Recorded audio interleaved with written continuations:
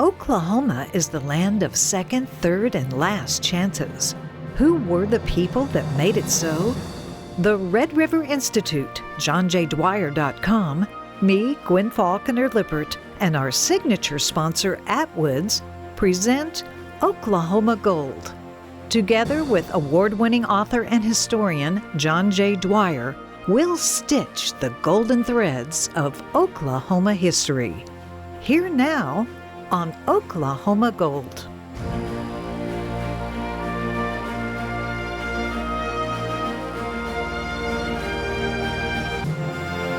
Dignifying our history through the stories we tell. John J. Dwyer, what's this story? Well, Gwen, nowhere is Oklahoma's unrecognized impact on recent world history more evidence than through the intrepid efforts of Dave Robinson, Dave English, Tamara Gellner, Bob Lynn, Bill Bright, and other Oklahomans to confront on its own turf the dark 20th century empire of communism with the claims of Jesus Christ. American author James Michener set the stage for this epic contest of latter-day Oklahoma history in The Bridge at Andow. His immortal 1957 chronicle of brave Hungarian seniors, men, women, and children rising up against their oppressors, the communist empire of the Soviet Union, the Union of Soviet Socialist Republics, the USSR. That book began, and I quote now with these words, "At dawn, on November 4th, 1956, Russian communism showed its true character to the world. With a ferocity and barbarism unmatched in recent history, it moved its brutal tanks against a defenseless population seeking escape from the terrors of communism and destroyed it. A city whose only offense was that it sought a decent life was shot to pieces." Michener continued, "In Hungary, Russia demonstrated that her program is simple. Infiltrate a target nation, as she did in Bulgaria and Romania, for example. Get immediate control of the police force, as she did in Czechoslovakia. Initiate a terror which removes all intellectual and labor leadership, as she did in Latvia and Estonia. Deport to Siberia troublesome people, as she did in Lithuania and Poland. And then destroy the nation completely if the least sign of independence shows itself. This final step in the Russian plan is what took place in Hungary." And that's the end of James Michener's beginning to his epic book, The Bridge at Andow. Gwen, Volume 2 of our two-book Oklahoma history work, The Oklahomans, repeatedly draws attention to the blood-drenched Bolshevik communist enemy of Almighty God and its impact on the lives of generations of Oklahomans. This book arrived in a time when knowledge of that impact, however, seems to be fading. Millennials were the young adult generation at the beginning of the 2020s, those born approximately between the early 1980s and late 1990s. Nearly 70% of them voiced a willingness to vote for a socialistic political candidate, and 1/3 of them approved of communism itself. That's American millennials. It's a chilling reminder, Gwen, that truth is not passed on from one generation to the next by osmosis. It must be taught, learned, reminded, retaught, and remembered. Recent statistics that very few 2020s Oklahoma school children know what the Oklahoma City bombing even was, or that many, if not most, black Oklahoma City school children know nothing of Clara Looper, illustrate this troubling fact. That's amazing. That we have to reteach things that you and I have lived through. Of course. But why does it seem like it would just be passed on? Well, good point. And I think that's one reason why you and I, Mike Gannon, all of us, your husband Rick Lippert, that are involved in this program are so committed to it, is because our history is such a surprise to most of us, even those of us that are working on it. You know, we learn so much, as you know, as we do these programs.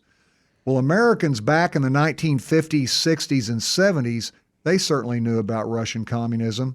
Together with its Chinese cousin, championed by Mao Zedong and others in North Korea, North Vietnam, Cuba, and elsewhere, this mass-murdering, Moscow-spawned monstrosity accomplished a death toll dwarfing the combined total of victims of all other villainous regimes and religious wars, I might add, in the long, often sorrowful scroll of human history. One of the great and lasting challenges to communism came in the most surprising form and place imaginable. It began in 1976 at the zenith of worldwide communist power. At the time, soft-spoken Bob Lynn was the youthful campus director of the Campus Crusade for Christ, now known as Cru, ministry at the University of Oklahoma.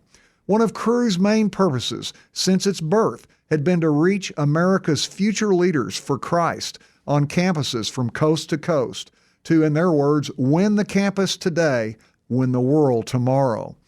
It equipped young, typically 20 or 30-something college graduate missionaries who raised their own salary from supporters and churches to reach out to students.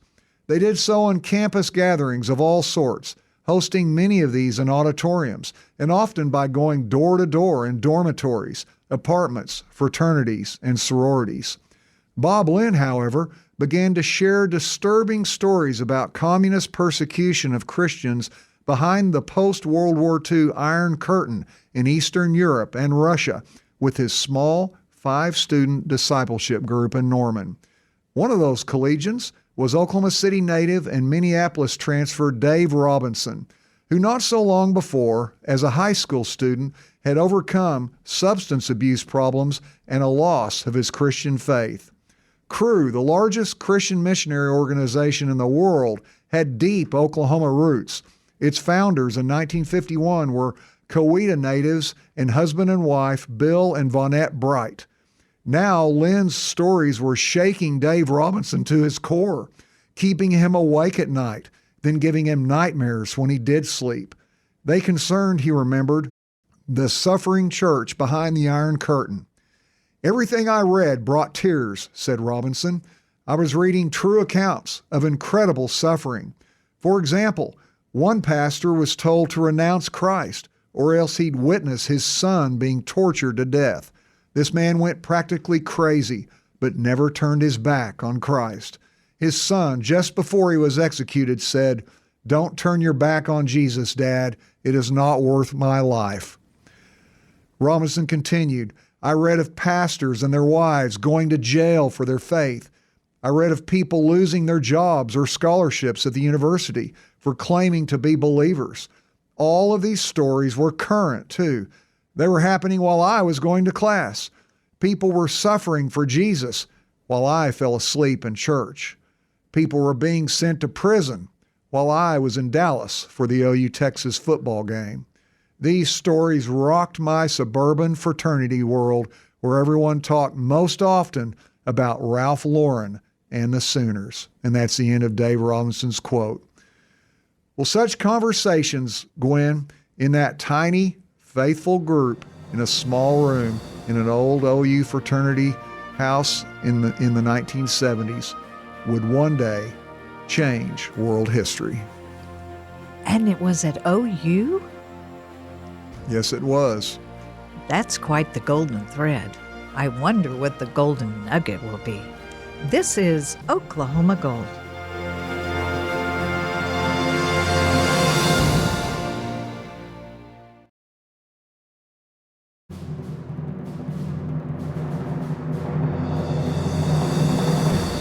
Dignifying our history through the stories we learn. John J. Dwyer, Cru Ministry. The founders of Cru were Oklahomans. Oklahoma is the state where Bill and Vonette Bright. So these were internationally renowned people that came from the small little Oklahoma town of Coweta. So tell me the story. Well, it's pretty amazing, and those that want to know more about the Brights themselves, we have a whole feature on them, complete with pictures, in Oklahomans 2, in the one of the 1980s chapters. On this discussion, as you know, before the break, we were discussing how Bob Lynn, who worked for the Brights, was the soft-spoken OU campus minister for what's now called Cru, the college campus Christian ministry back in the 1970s at OU. And Bob Lynn's a man that's well known and still around the Oklahoma City metro area. But he had these stories in the 1970s that were disturbing. Dave Robinson, who was a young fraternity brother of mine, a fairly new Christian young man at the time. And Bob Lynn was disturbing Roby, as we call him, with stories of how the Soviet Russian communists were persecuting faithful Christians. This was in the mid to late 1970s, behind the Iron Curtain of Eastern Europe during the dangerous Cold War. Now, Roby, Dave Robinson, had evolved during the time I knew him from a cocky, smooth-talking, blonde-haired, blue-eyed ladies' man to an intrepid soldier of Christ, obsessed with bringing hope and salvation to the victims of communist tyranny behind the Iron Curtain. And I know because I was one of the mockers and scoffers that called him God squatter and Jesus freak and those things behind his back during those days. But he was a faithful guy, and that paid off in the long haul. He became a Bible study leader himself, a discipler of other young men. Then, upon graduation from OU in 1978, Cruz campus minister for Southwest Missouri State. In 1984, Dave Robinson rose to area director for all the campuses in Kansas, Missouri, and Nebraska. Robinson helped another Oklahoman and OU grad, Dave English, brainstorm in 1984 the Worldwide Student Network, we'll refer to it as WSN. This marked an epical advance in Cruz's mission, which had previously been to reach future leaders on the college campus. Now it was spiritually weaponizing, if you will, this U.S. campus ministry as a sending force and pointing it directly at the most hostile mission field on the planet, Communist Russia and Eastern Europe behind the Iron Curtain. WSN, with its Iron Curtain focus, became the sending agency for the largest Christian mission organization in history. The youngest member of the WSN national leadership team, Oklahoman Dave Robinson, earned a point position in this daring enterprise, WSN coordinator for Eastern Europe. Robinson pioneered the secreting of American students and other volunteers into the dark bowels of the communist bloc of nations. Then a singular notion struck the Oklahoman.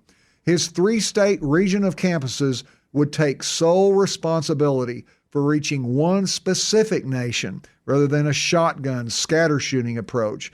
One nation, Hungary, behind the Iron Curtain with the Christian gospel. Robinson met with Cruz international missions director and his team. "Give me one country and I will see if this approach works," he challenged them. They thought I was crazy, he told me. After much debate and prayer, though, Robinson's passion, integrity, and proven record of success through the past years won him his chance. 5 of his students had gone to Hungary on short-term mission trips the previous summer.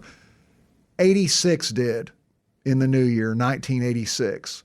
When Robinson asked if any were fired up enough to stay in Hungary after the summer ended, one young woman stepped up and said yes. Tamara Cook-Gellner of Edmond had led one young Hungarian woman to Christ. And again, this is when you still had soldiers with rifles and the Red Star on their hats and helmets patrolling the streets. This one young woman had come to Christ, but Tamara Gellner knew she needed follow-up help and discipleship. Gellner became the very first of thousands of Cru college students and other volunteers to do 6-month stints in country. That young Hungarian woman, Fustas Erika, would one day become the national women's coordinator for Cru in Hungary because, Dave Robinson said, Tammy Gellner decided to follow her up. Well, while Robinson and his colleagues built Cru's Hungarian mission teams into the hundreds over the years, co-laborers gave them money to help fund the mushrooming enterprise. Others sent care packages to the missionaries, as well as new Hungarian Christians, prayed for them, and encouraged and cultivated friendships with them all by mail. Thus did the better angels of the American character dare to engage, without bullets or bombs, history's greatest juggernaut of evil. A historic showdown was coming, Gwen, and it was coming with Dave Robinson, Tamara Gellner, and other Oklahoma missionaries living behind the Iron Curtain. And we'll talk about that next time. In Hungary. Now that's Oklahoma gold.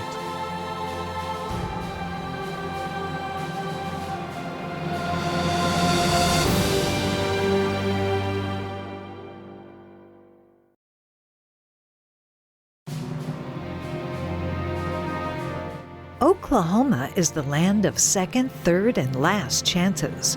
Who were the people that made it so? The Red River Institute, JohnJDwyer.com, me, Gwen Faulconer Lippert, and our signature sponsor, Atwoods, present Oklahoma Gold.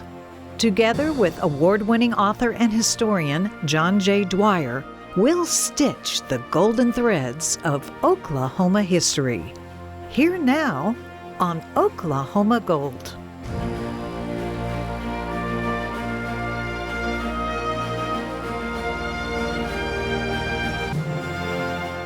Dignifying our history through a story as it continues. John J. Dwyer, tell me more about this story. Well, Glenn, last time in part one of what we're calling Reds and Redemption, we shared how a small mid-1970s OU Bible study tucked away in a fraternity house room by a brilliant but soft-spoken campus ministry leader named Bob Lynn inspired his student, Dave Robinson, who had only recently grown strong in his own Christian faith, to pursue a path of campus ministry himself.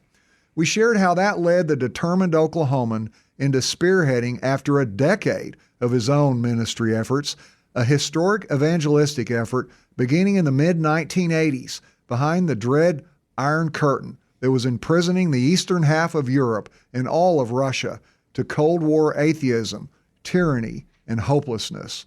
And by the way, you can learn more about Dave Robinson in the first part of this story at the Oklahoma Gold section of our JohnJDwyer.com website, as well as in our book, Oklahomans Volume 2. Well, by 1989, with the Russian-based Soviet Union itself cratering under an avalanche of military casualties in its 10-year war against the men, women, and children of Afghanistan, as well as the bankruptcy of trying to match President Ronald Reagan's so-called Star Wars missile defense program, which was really just a charade, not really a real program at all, just a bluff against the Soviets, along with a nation full of despairing alcoholics, the wall dividing Berlin, Germany, that had long been enforced by the Russians, came down. East Germans en masse took it apart, block by block, brick by brick. Dave Robinson and hundreds of other missionaries for the Campus Crusade for Christ, now called Cru Mission Organization, which was founded, as we talked about before, by Oklahomans Bill and Vonette Bright, continued their difficult, sometimes dangerous work amidst the Soviet bloc nations. Across Eastern Europe, disgust with tyranny, the desire for freedom, and the empowerment of the spreading Christian gospel toppled one Soviet puppet government after another. And then at Christmas time, 1991, the communist regime in Russia itself fell. Within a few short years, the greatest earthly liberation of humanity in history had occurred. The first domino that fell as world communism imploded on itself and no longer exploded outward was Hungary. With freedom, however, came new challenges. By now, Dave Robinson was Cru's area director for all of Eastern Europe and Russia. By 1993, he found that spiritual interest in newly free Hungary had actually nosedived amidst the onslaught of Western culture. That's us. In the words of Robinson, as this, an AIDS epidemic, and sex, prostitution, sexually transmitted diseases, crime, and drug industries began to destroy the fabric of Hungarian society, in Dave Robinson's words, worry broke the leaders of the nation, and they said, in effect, we will work with Christians.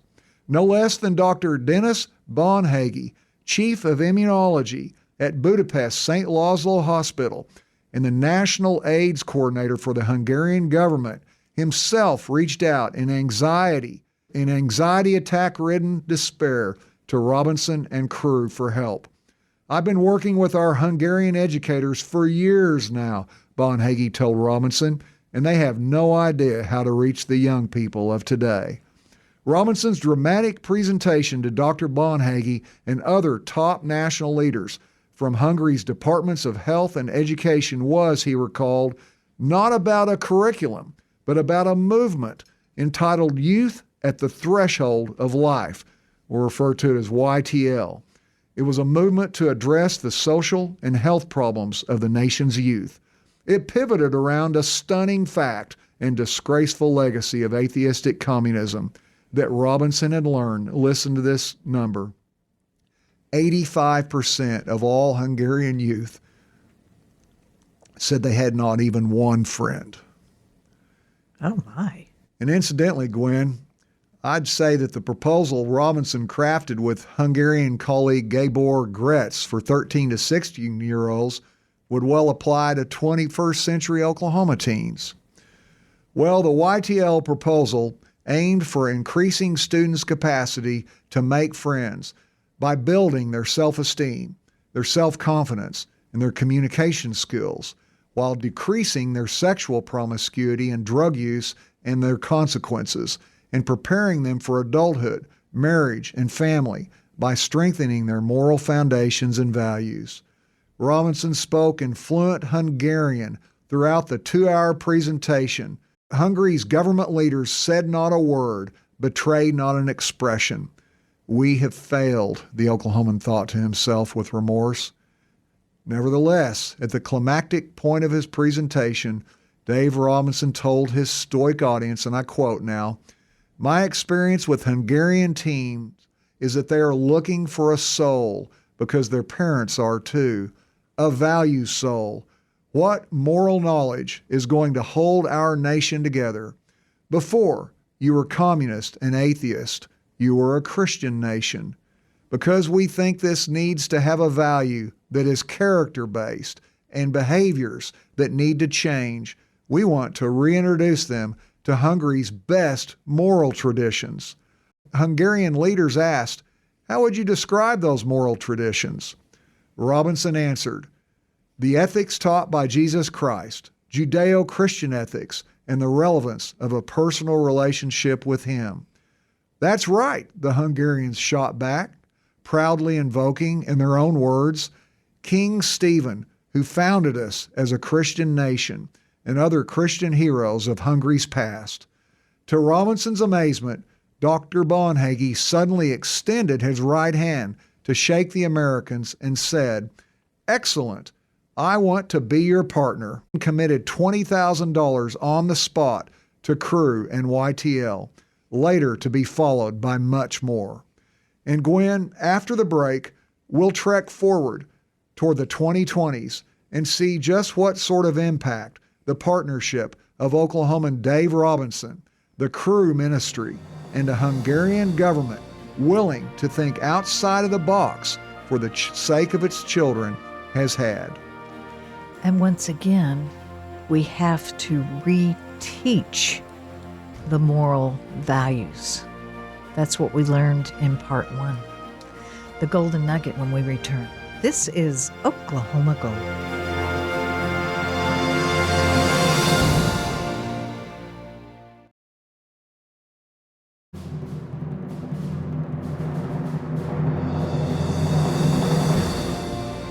Dignifying our history through our stories around the world. John J. Dwyer, you've taken us on a journey today from the University of Oklahoma, a Bible study, to across the ocean. Well, it's one of many stories, Gwen, as you know, we talk about in our Oklahomans books. Our approach to the history of Oklahoma is not what all was happening just in the 77 counties of Oklahoma. It's called the Oklahomans, the story of Oklahoma and its people. Oklahomans have gone all over the world, taking what they have learned and been raised with and impacting the world in many ways. We've moved forward now to where the Berlin Wall has fallen, the Soviet bloc is shattered, and these Oklahomans working in the nation of Hungary to bring the people of that nation hope through the gospel of Jesus Christ. Well, the Hungarian government's audacious decision around 1994 to invest its trust in an initially modest amount of funds that we talked about before the break with Oklahoman Dave Robinson and the internationally active American Christian ministry Crew for the sake of the nation's children proved one of the great investments in Hungarian history. Dave Robinson spearheaded the building of a 43-part YTL. Remember, that stood for Youth on the Threshold of Life. A 43-part YTL curriculum into Hungarian middle and high schools, beginning in the mid-1990s. It included 4 Judeo-Christian related components. These encompass the Old Testament Proverbs, the Christian Gospel, Jesus' Sermon on the Mount, and the powerful evangelistic Jesus motion picture. It took only 5 years for the number of Hungarians who had at least one friend to rocket from that heartbreaking figure that we talked about during the Soviet era of 15%, for that number to rocket to 65%, 2 out of every 3. Meanwhile, the deadly post-communist era HIV, sexually transmitted disease, STD, and AIDS crisis was stopped in its tracks in Hungary. YTL's first 7 years produced 700 after-school youth clubs as the nation's young people sought friendships and more knowledge about decision-making, bullying, and avoiding STDs, alcohol, and drugs. From these clubs, Robinson and his crew staff and volunteers and other Christians planted 58 new churches in Hungary. Crew trained 9,000 Hungarian educators to teach YTL. They did so in over 4,000 schools in 900 communities in a nation of only 10 million people. Well, as scores of thousands of Hungarians professed Christianity in the years after the Iron Curtain came down, the stories proved as amazing as perhaps only could occur in a long atheistic nation. Dave Robinson remembered one unbelieving 14-year-old girl who had no Christian family members for many generations back. She was shown the Jesus film by her teacher in a YTL class, and she placed her faith in Christ. Well, on her way home, she went into a Baptist church to try to get follow-up help on her new faith. They welcomed her and discipled her. 6 months later, she led her own atheist father to Christ. Well, word of this growing multitude of marvels reached all the way to Cru founder and Oklahoma native Bill Bright in Southern California, the Cru headquarters at the time. A close friend of Robinson's OKC father, Frank Robinson, Bill Bright called the younger Robinson and inquired about the YTL he had conceived and built. Then the Cru founder sent a team to Hungary to watch the first YTL teacher training symposium. We have great pictures of that in our book, Oklahomans 2, these huge rooms full of Hungarian teachers. Well, a few months later, Bill Bright approved it as a worldwide Cru initiative. The European Union approved it in 2000. After 20 years, public and government schools were teaching it in 62 countries. Meanwhile, 21st century Hungary, having overcome generations of Nazi, fascist, and communist tyranny, soul-killing atheism, and brutal injustice after losing wars, declared in the face of a continental-wide onslaught of secular humanism and Islamic migration, the family, the nation, and Christian freedom as its 3 pillars. Hungary's new constitution humbly stated, "We hold that after the decades of the 20th century, which led to a state of moral decay, we have an abiding need for spiritual and intellectual renewal." Hungary became the only nation in the world to establish a cabinet-level government office and policy to aid the 4 out of 5 people persecuted for their faith in the world who are Christians.